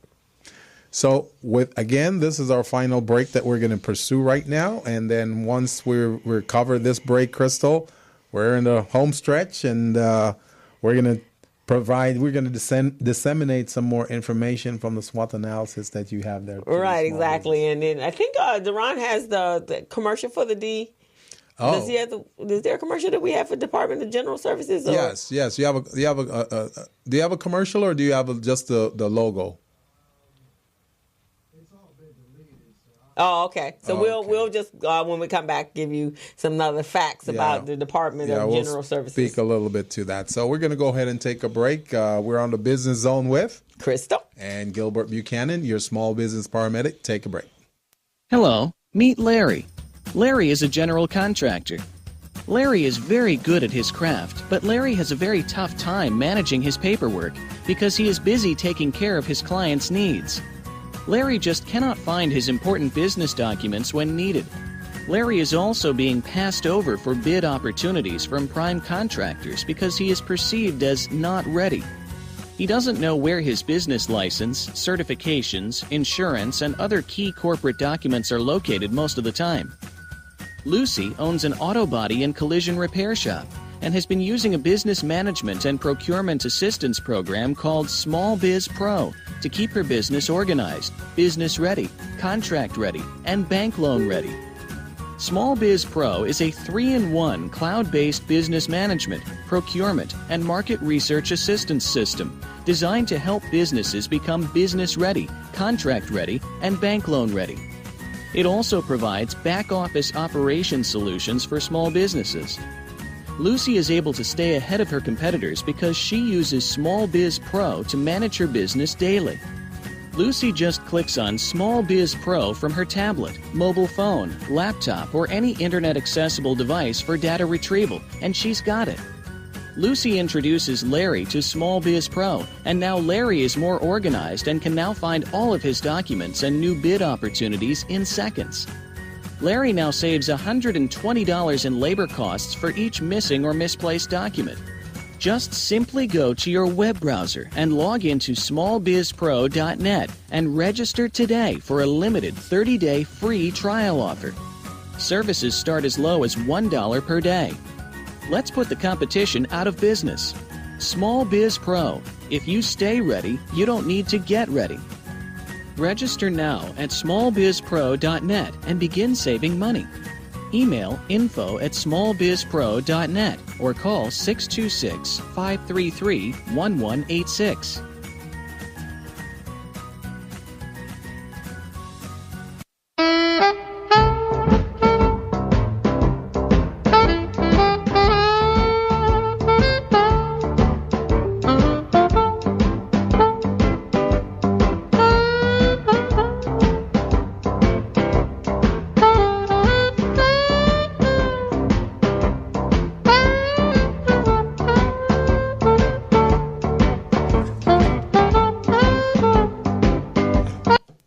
So we're back on the Business Zone with Crystal and Gilbert Buchanan, your small business paramedic. And Crystal, you were touching on some key subjects there regarding the SWOT analysis and how small businesses can utilize this scale in order to measure and effectively grow and implement their business. But prior to that, we wanted to talk a little bit about the Department of General Services. Yeah, we did. So what's some of the other distinctions about them? Let me see. And we had some notes here, didn't we?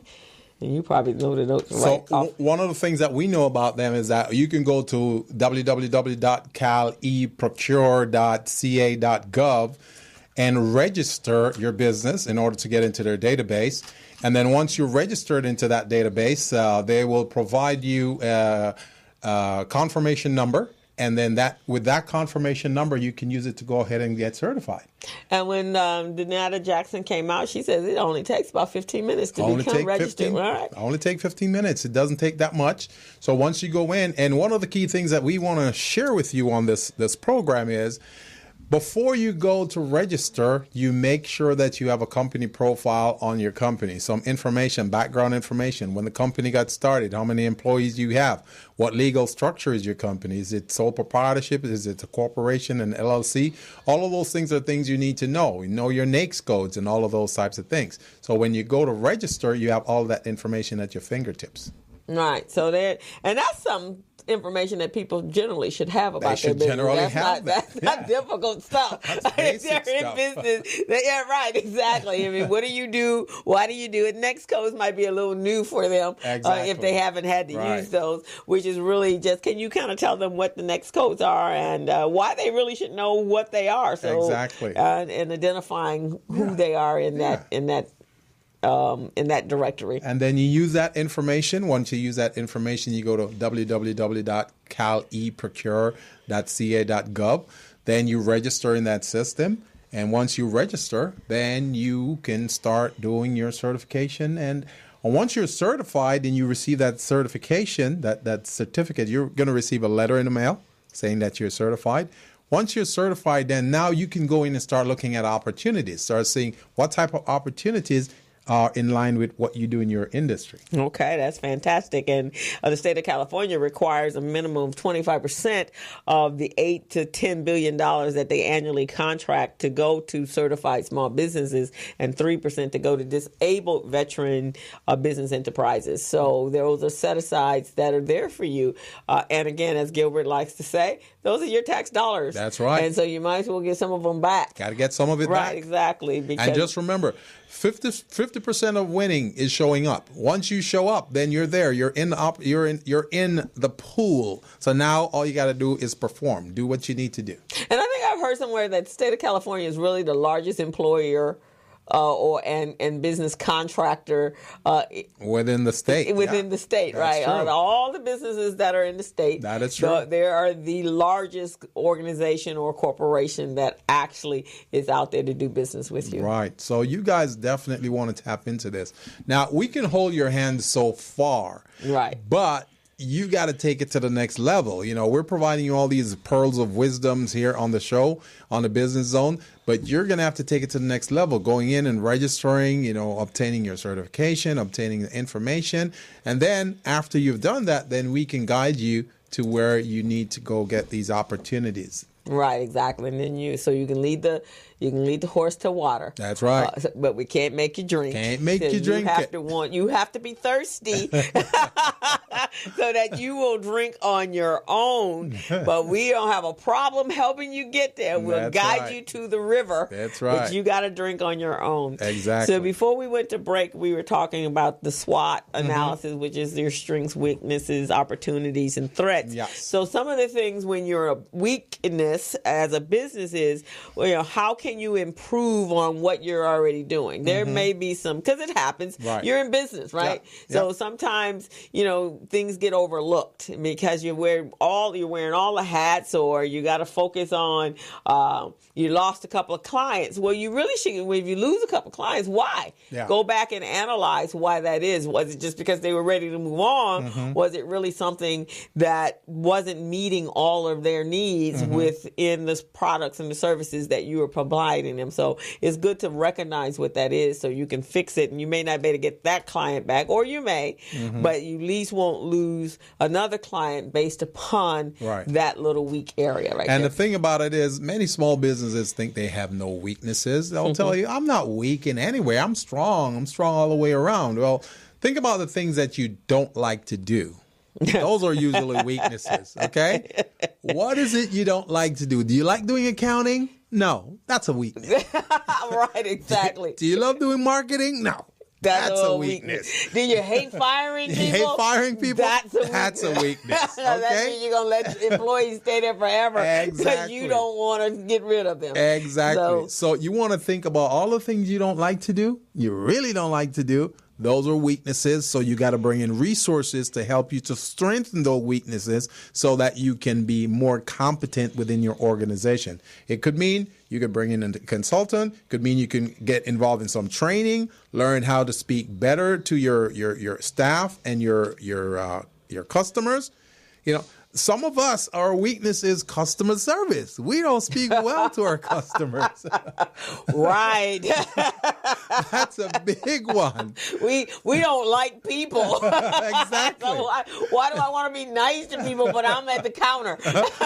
We're in the people serving business, but we really don't like people. I don't really like people, man. So, yeah, if you're in the people serving business, that is a major weakness if you don't like people. So you really need to identify that and then bring on somebody that does like people right. in order to reach them. And then there are other areas that, right, well, with us, we are good at what we do right here in front of this microphone. Exactly. To take away from that and be producing the show and whatever, but now we need to bring on someone that can go out and sell sell ads so that we can continue to bring this incredible show to you. Exactly. So, but again, recognizing that he and I both know that we can't add anything else to the table. We can do that, right. But then we're spread so thin. And that's a very good point, Crystal, because sometimes maybe you can do a task, but you don't have the time to do the task. So that's still a weakness. It's still a weakness. So you bring in someone to do that task who may be able to do it better than you. Right, exactly. So that's really what we want. And it's simple. It's a simple process. We just got to be honest with ourselves. Exactly. And that's really what the SWOT does. And again, you can create surveys and send that out. Facebook allows you to do a survey. SurveyMonkey allows you to do that. I think there's even a survey component on your LinkedIn. Find out and send out, or just a questionnaire or a newsletter to your customers. Yeah, just ask them, what do we do very well, and what do we don't do so well? Right. What can we improve on? Right. Exactly. And then look at incorporating those changes into your business. Now the next one is opportunities. Now I think in today's world, when we're in such a fast moving type of environment as far as running our businesses, and there's businesses being disrupted every single day, being able to spot, understanding and being able to spot a good opportunity for your business. I mean, the television show, that wasn't something, and they asked us that the other day when we were being interviewed on the Christmas show at the studio. Did we plan? Was that on our agenda for the television? It's wasn't part of our plan at all. I mean, the radio show, yes. The radio show was part of a plan. Yes. And that all fell in and all came together and nicely wrapped up in a bowl called Felicia Morris. But the television show was somebody put the bug there, but that really wasn't the goal. Exactly. And then, an opportunity came up and we're like, it wasn't fitting. And, the puzzle pieces weren't all fitting in. We were trying to force some stuff, right? It wasn't the right fit. Then out of nowhere, it come up and it just fell right into place. Right into our lap. And the key thing about that part, Crystal, is we were ready. The thing about opportunities is you got to be ready at all times so you can maximize and take advantage of any opportunity that come up. Any opportunity. So you got to be ready. So you can just fall in space. Exactly. That happens so fast. Like, can you do it next week? Exactly. What? Next week? Oh, yeah. Next week. Okay. It happened so quickly. Crystal and I, we didn't have time to think about it, plan or anything. We just went straight into it because we were ready. We were already ready. So that when you're looking for those opportunities, make sure when you identify those opportunities that you are ready, that you're ready to be able to execute. The other thing is being able to identify trends that are on the horizon that fit your business concept or model and that you can expand on or partner with someone so that you can then be able to take advantage of that. So that's important, identifying the trends. So everybody should be able to have periodicals or membership to organizations that are within the scope of your business. So membership is good to chambers. Memberships are good. If you are in the printing industry, then you should be part of the Printing Services Association. I think it's called the PSA or whatever that is. Yeah. If you're in construction, then you should be tied in. You should be receiving information and books and registered and subscribed on Facebook, onto their Facebook pages, so that you know what the new trends are in your industry. Yes. So that you can act on and see something coming. Because when you see it in a magazine or a periodical, it's not here yet. No. But it's coming. It's coming. And you need to be able to be ready. And if you can use those trends to your advantage, it's just a whole lot of good for you, because that can increase your revenue. It can put you in a spotlight, so you can be playing on a bigger stage. Yeah. You could be on a world stage. You know, you can identify with some big players in your industry. Right, exactly. Just by looking at the trends and jumping on the trends. Right, exactly. And one of the other areas is technology. Technology is so advanced. Yes. Especially we've become so dependent on technology that we don't even realize what's going to happen with the net neutrality, because right now, who does business without the internet? I don't know of anyone. Right? You got to have Small Biz Pro would not operate. It would not be operational at all if we don't have technology. So that's very important. Yeah. Also, technology broadens your scale and your scope, because you and I can do business anywhere in the world. Yeah. Yep. All we have to do is have access, That's and right. we can do webinars, and we're looking at that, expanding ourselves to a e-learning kind of platform, so we can reach larger groups of people. Yeah. Small Biz Pro could be accessible all over the world. All over the world. Right? So being able to see how your business can do business outside of the narrow scope of which you live in. So if you live in the state of California, we don't have to just do business in Southern California. You're doing business all over the entire state. That's right. That's right. The whole state of California. Right. And Nevada. That's right. And that is that is so phenomenal, because, again, Crystal, like you were saying earlier about planning and being ready for things, this isn't something that was a part of my wheelhouse that I wanted to do, but it just dropped right into my lap, and I jumped on it because I was ready. You were ready. Jumped right on it. Right, So, and your skill set was transferable to another state. Exactly. I mean, even though you do certification in California, yes. but the process is the same. It's very much the same, and you could just jump right into the state of Nevada and do a lot of what they do there, the construction, the tourism industry. They call it the hospitality industry, where you got all the casinos, which is really the bread and butter of that society, right? Right, exactly. Yeah, because it's a tourist country. And so now if you could do that there, just think in other cities or Hawaii or other cities where tourism, their revenue is driven by tourism, right? And hospitality is important. So so that's why technology, so look beyond the scope of how you do business today. Yes. You do not have to operate in a 4-mile radius. Right. You don't have to be there. You can create a platform where they can access you via technology. Yes. The other thing is, and we have to look at this now, is just based upon what happened this week, is government policy can change how you do business. That could be a threat to your business. And that's definitely what I want all you guys to really take seriously. Don't just listen to us and say, oh, yeah, they're just two other consultants talking again. I want you to look at this as a serious threat to your business, because these policies, it can determine how much money you make or how much money you pay. Exactly. And then so if you're a small business and you are already burdened with taxes, and get this. So the country runs based upon this tax revenue. That is, we're the federal government's customer, right?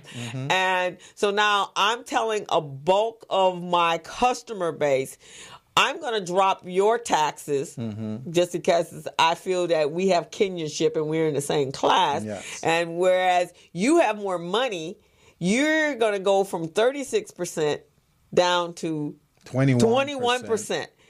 There's still a loss. Yes. And in dollars, That's what did they say? A $1.5 trillion debt. $1.5 trillion. Trillion. Yeah. So that 1.5 trillion has to come from somewhere else. Yeah. So that means even though they're giving you a very small percent, they're really increasing it because they got to make up that 1.5. They got to get that deficit made up from somewhere. Right. And so, where's it going to be made up from? From the working horses. From the working horses. Who are the working horses? We are the middle class. So that means that they're going to start shortchanging some of the what they call entitlements, Social Security and Medicare. But programs. Remember this: if you've been an employee, there is two little FICA. Yeah, FICA and FUTA. Those two FICA people, and FUTA. We don't know who they are, but they're collecting our money every paycheck. Right, and so. And Social Security. So those are not called entitlements. Those are called, I took them out your check. I took it out of check, and so what? and so they're really your own money. That's right. That you're using in order to fund your future Social Security, right? Yeah. Or your disability or whatever. But that money came through FICA and FUTA and SUTA. That came from your paycheck. That's right. And as an employee, as an entrepreneur, that came from your $800 that you didn't pay to the state of California because they're helping you with your self-employment tax, That's right? Exactly so what those are your monies. Those are not called entitlements. Those are not benefits. They're just trying to make you feel bad about having the money, so you have to pay them. So you have to pay them. So that does affect you as a business owner. Yes. That affects your employees because if they have less money, take home money, because we've had to increase, or they got to come to work sick. Yeah.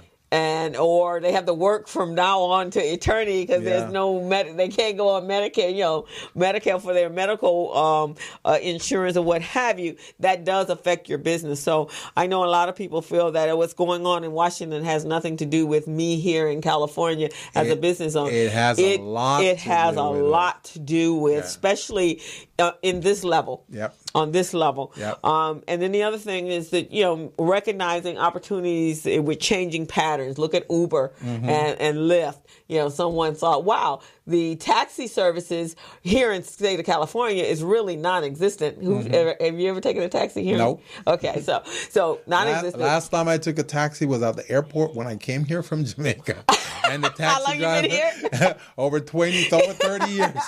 How much did he charge you at that time? Oh, he jacked me $50 from the airport to down the street, like 5 miles down the street. $50. Right. I'll never forget that. Obviously. So that was an industry waiting to be disrupted. Oh, yeah. Because now it can cost you $25 from the airport, which is still a savings. I want my refund. You want your refund. So that was. And then when you look at those that don't like to go to supermarkets, so now you have your Instacart. They will you go online, you go to the little app, you order your groceries. Amazon is everywhere. And I have to give you an Amazon story. So do you have an Amazon Prime account? Yes. Okay, and I have one, and my sister doesn't, and my nephews, they all have Amazon Prime. So yesterday, it's Christmas time, and the lines are going out there to buy Christmas shopping, and all the traffic and the parking is just a nightmare, right? Yeah. So my sister, we were talking, and my nephew said, "Look, Mommy, here," and she goes, "You just ordered that 15 minutes ago. How'd you get that right now?" So she went, "How do you guys get your package? You order yesterday and you get it the next day." Amazon Prime. They give you next 2 days, but usually it comes next day. I said, and they'll even deliver on Sunday. Yeah. So she's like, "I need an Amazon Prime account." So, but again, a disruptor because regular U.S. mail, we mailed. My nephew had lost his wallet was stolen out of his car, and he could not get back home from Houston here because he didn't have any ID. Oh, wow. So his ID came to his registered home, which is here. My sister mailed it by U.S. Post Office mail. Yeah. By 2-day priority. It took it 7 days to get there. Oh, my Lord. He got it the day before he was supposed to get on the plane. She needs a refund. Right, exactly. 2 days Prime. And they're like, well, that's no guarantee. Yeah. Amazon Prime, 2 days is guaranteed. So that's what we call a disruptive industry. Market disruptor right there. And is is looking at opportunities and lifestyle changes that make your business now very vital to those individuals' day-to-day movement, right? So all of us have that kind of business. So you need to stop. So this before the end of this year, sit down, write out a plan on how, one, to identify what your strengths and weaknesses, and that actually will help you with your plan. Right? And then the last part because we got about five minutes left, is what threats are on the horizon to your business. You have to recognize if what you're doing or the business model that you started your business either 10, 5, 10, and nowadays 2 years ago, 5, 10, 15, 20 years later, is it hindering your business? And is it still a relevant industry? Exactly. Because it may have been disrupted by somebody. So can you now look at taking your business up to that next level? Value. A typical example is the file cabinet industry. Right. Who is using them anymore? Not too many people. Right. Because they're using Small Biz Pro. Right. Or they're using some of my competitors. Right. Or even one that people really can resonate with is the home-based telephone. Yes. How many people really have? Now, we have one at the house. I have one, but it's just there. Just in case. Yeah. Just in case. Exactly. But other than that, most people have disconnected from their base, their stationary phone long time ago. I had to close one of my accounts today.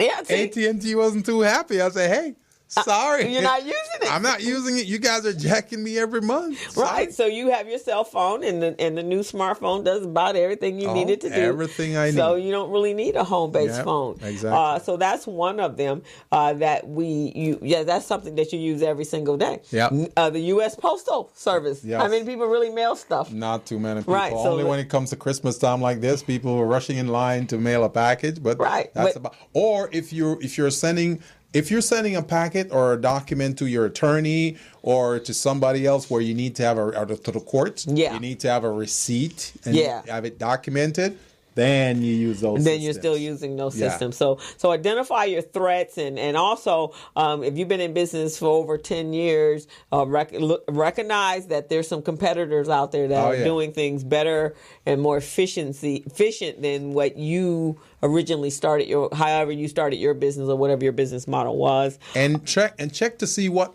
new regulations are out there, just came up on the horizon that could affect your business. You need to check that too. Right, and that's technology as well, because there could be somebody encroaching. Exactly. I mean, look at the supermarkets now; they have machines that do all the checkout. Banks have machines, so at some point, there will be no tellers, and no people. So recognize that. So those are the tips that we have. These are excellent tips, Crystal. Yeah, these being are really stronger, excellent tips. A stronger business. For those of you who really are just tuning in, or you've been listening since 3 o'clock today, we're going to ask you to go to YouTube and download this video of the show. So you can use this information that we just disseminated to you, and you can use it over and over and help to manage your business process, because the point and tips that Crystal and I just gave you are really useful. You guys should really, really pay attention to that. Right, and I'll put in the discussion box later on the SWOT and what it pertains to. And you can also go on the Business Zone with Crystal and Gilbert on our YouTube channel, and I have a list of all of our shows since the inception. They're all categorized, because that's who I am, under playlist for each month, and you can see and pull out one that is of your interest and help you with whatever you need to do. We've had, as we said earlier, 57 guests. That's what I'm saying. And we need you to subscribe to our YouTube channel. Yes. It's the Business Zone with Crystal and Gilbert, and we'll be very happy so that we can get our own independent, customized name for our new YouTube channel, because we have some goals and plans as well. And one of them is to continue to monetize the show. So we need your help to do that. And I think, Gilbert, I'm going to send out a survey of our SWOT analysis to our customers and see what kind of feedback we get. I think that would be very good. Wouldn't that be great? That would be so that's what we're going to do. So we're here at the top of the hour. It is Wow, Christmas is Monday. It is Christmas, Crystal, and I want to say a Merry Christmas to you Merry and your family. Christmas to you. Merry Christmas to our audience. Have a safe and wonderful family full of love Christmas. It's not about the gifts, it's about the season. So enjoy yourself. And I guess we're going to sign off for this week. And we will see you next week. See you next week. It's next Friday from 3 to 5. You're on the Business Zone. As a small biz pro, so we roll, using procurement, program, and control. As a small biz pro, so we grow, using procurement, program, and control. I'm a businessman, yes, I'm an entrepreneur. Oh yeah, I'm a businessman, yes, I'm an entrepreneur. Oh yeah, I'm a businessman, yes, I'm an entrepreneur. I'm a businessman, yes, I'm an entrepreneur. Ooh, yeah. Crystal Mitchell, do you have my business plan? Just review the pages of my marketing plan. Crystal Mitchell, do you have my business plan? Just review the pages of my marketing plan. Got my capability statement, yes, I'm ready to go. Got my balance sheet, my P&L, my statement of cash flow. I'm a businessman, yes, I'm an entrepreneur. Ooh, yeah. I'm a businessman, yes, I'm an entrepreneur. Ooh, yeah. I'm a businessman, yes, I'm an entrepreneur. I'm a businessman, yes, I'm an entrepreneur.